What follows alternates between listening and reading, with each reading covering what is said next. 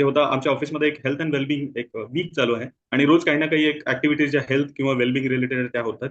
आणि काल त्यांनी एक मॉन्क बोलवले होते ऑफिसमध्ये 1.5 तास त्यावर चर्चा होता आणि टॉपिक होता how to face challenges in your life. आणि बिलीव्ह मी त्यांनी जेवढ्या गोष्टी सांगितल्या जसं सिम्पल का लिव्ह इन गोष्टी मला म्हणजे नवीन नाही वाटल्या का कारण मी ऑलरेडी 2-3 महिने झाले या ग्रुपमध्ये ह्या गोष्टी अनुभवतोय. डेली आपण ते मोटिवेशनल व्हिडिओज बघतोय. एवढे छान छान बुक्स आपण रीड केलेत.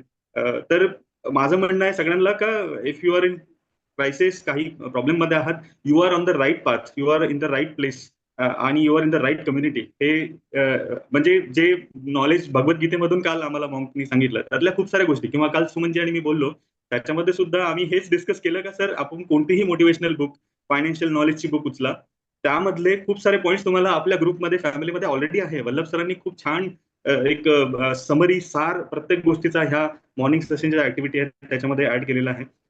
त्यामुळे बाहेर कुठेही जास्त काही शोधण्याची गरज नाही. फक्त 100% इथं द्या आणि नॉलेज गेन करा आणि ऍक्शन्स घ्या. मी एवढंच म्हणेल सगळ्यांना.